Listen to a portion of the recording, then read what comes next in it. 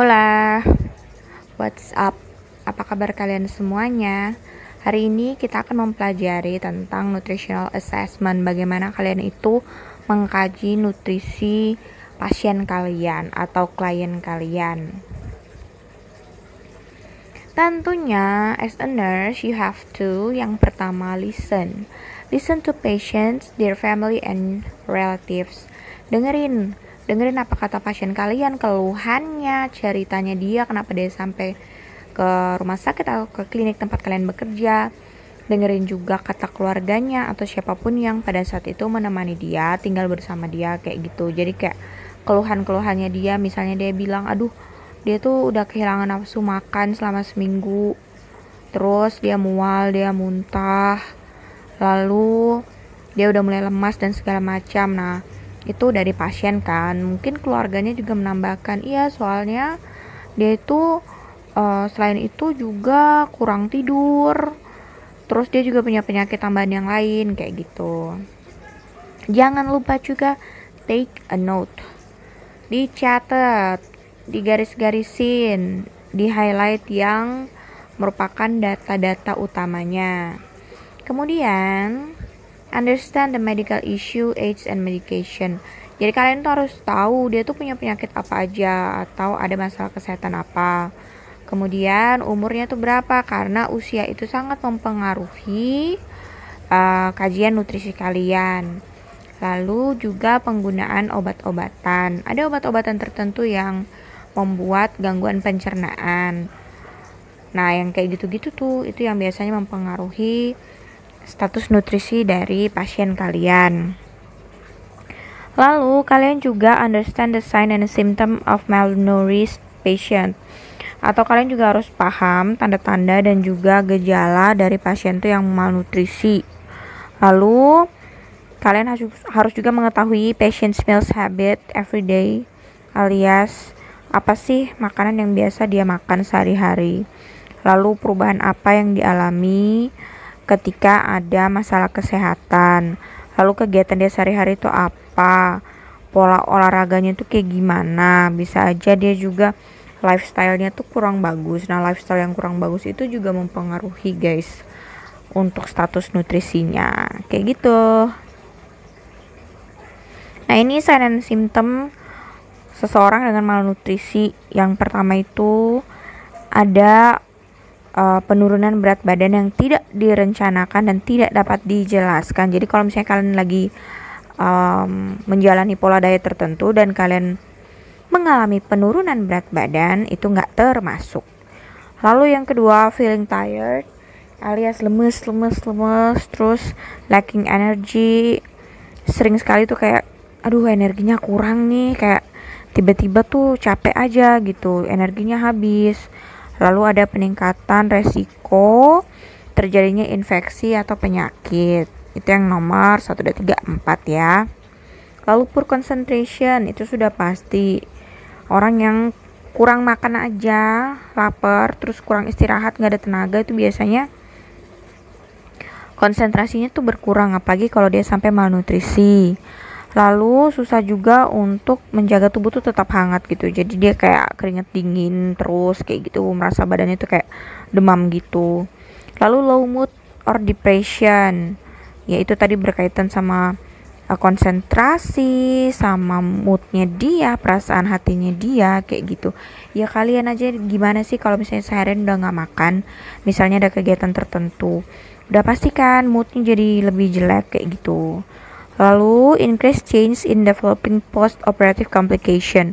Nah, ini untuk pasien-pasien yang baru aja operasi, terus kehilangan nafsu makan dan lain-lain, atau ada masalah lain misalnya karena nyeri, terus dia jadi lack of appetite, nggak ada nafsu makan, sampai akhirnya ada penurunan berat badan yang drastis. Nah, ini tuh bisa membuat terjadi komplikasi yang lain, misalnya luka operasinya tuh sukar sembuh dan lain-lain.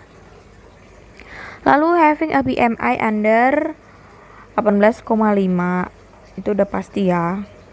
Terus reduce muscle and tissue mass, jadi tuh kayak ototnya tuh kayak nyusut gitu.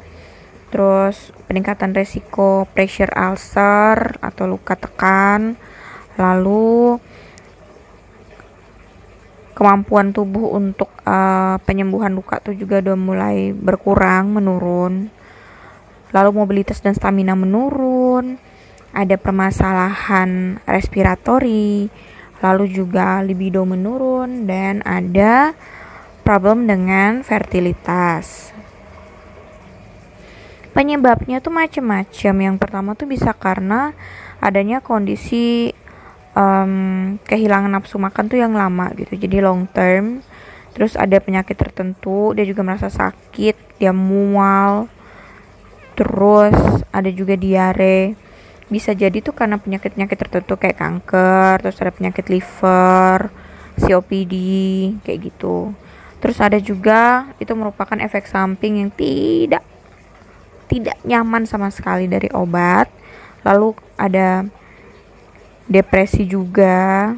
Orang-orang skizofren itu biasanya mempengaruhi mood mereka untuk makan ya. Terus orang-orang demensia, dan juga orang-orang dengan eating disorder, misalnya orang-orang dengan anoreksi.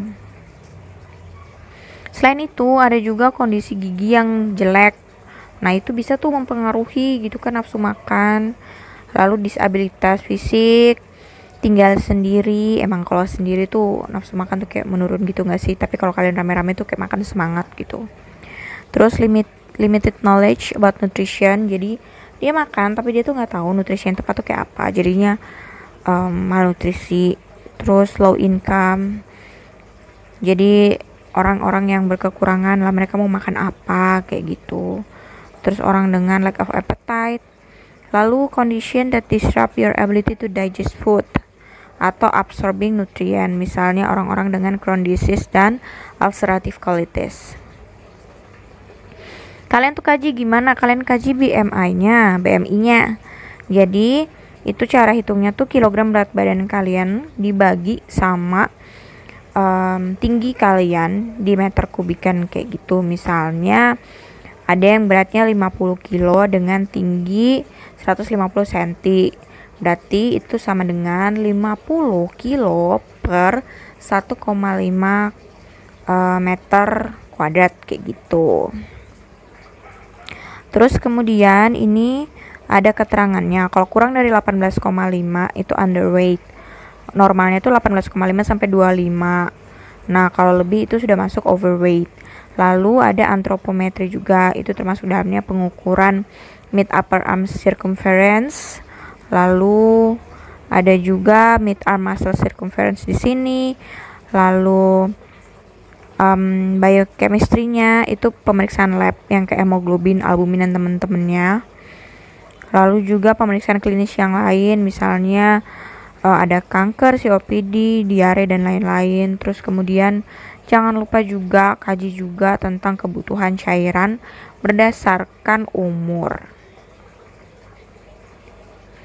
Nah ini yang kalian harus tanyain ke pasien kalian atau ke klien kalian. Yang pertama itu yang ini, apa yang dimakan dan juga diminum sama pasien. Jadi itu kita kayak recall gitu loh, 24 jam sebelumnya atau 3 hari sebelumnya itu makan dan minum apa aja, itu bisa dimasukkan dalam chart. Lalu yang nomor 2-nya, nah dia tuh makan 3 kali sehari apa enggak. Terus selanjutnya dia tuh ada makan snack juga enggak. Nah terus yang ini, apakah dia itu tuh makan snacknya tuh snack lagi maksudnya makanannya tuh dimakannya tuh dalam jumlah yang kecil dari yang biasanya dia makan gitu. Misalnya dia lagi dietnya tuh kebablasan, dietnya nggak bagus. Nah itu patut ditanyain. Lalu regular drinksnya, dia tuh minum cukup nggak dalam sehari 6-8 gelas nggak kayak gitu. Terus dia minum juga nggak minuman-minuman yang lain yang bernutrisi, misalnya susu, jus kayak gitu. Terus mereka tuh, pasien kalian itu makannya tuh sesuai nggak, ada karbohidrat tidak, ada protein tidak dalam setiap makanannya. Lalu porsinya tuh kayak gimana gitu, buahnya seberapa banyak, sayur seberapa banyak, terus makanan itu diapain, ditumis kah, di blender kah, terus ditambahin macam-macam nggak kayak susu, krim atau apa gitu. Terus mereka tuh masak sendiri apa enggak, atau mereka makan dari luar. Kalau makan dari luar kan banyak tuh penyedapnya, itu kan berpengaruh. And then setelah itu mereka itu makan yang lain juga nggak tuh, kayak roti, susu, cheese. Nah itu tuh setiap harinya kayak gitu nggak? Soalnya itu mempengaruhi banget. Nah mempengaruhinya gimana? Misalnya mereka biasanya makan itu, ternyata mereka pergi ke tempat yang tidak memiliki makanan seperti itu untuk keseharian, itu berpengaruh juga. Atau mungkin mereka sudah tidak mampu untuk membeli, atau mungkin keadaan-keadaan tertentu yang menyebabkan mereka harus merubah pola makan mereka kayak gitu. Terus mereka makannya tuh kayak gimana? Makanannya tuh baru dimasak kah? Atau itu makanan yang dipanasin kah? Terus tersedianya gimana? Tersedia dingin, panas? Itu kayak gimana gitu. Itu kan mempengaruhi nafsu makan juga ya. Terus mereka tuh ada makan juga atau konsumsi juga suplemen-suplemen gak kayak gitu. Terus yang dikonsumsi itu sesuai rekomendasi atau ngawur gitu minumnya. Terus suka nggak mereka tuh konsumsi kayak gitu? Soalnya ada orang yang kecanduan untuk minum atau konsumsi suplemen, makan suplemen-suplemen tertentu gitu. Nah kebablasan gitu, itu juga nggak bagus. Nah ini referensinya, kalian bisa buka. Ini yang di bapen.org ini itu keren banget isinya. Kalian bisa ke situ. Oke, thank you semuanya. Semoga berguna ya. Stay safe everyone.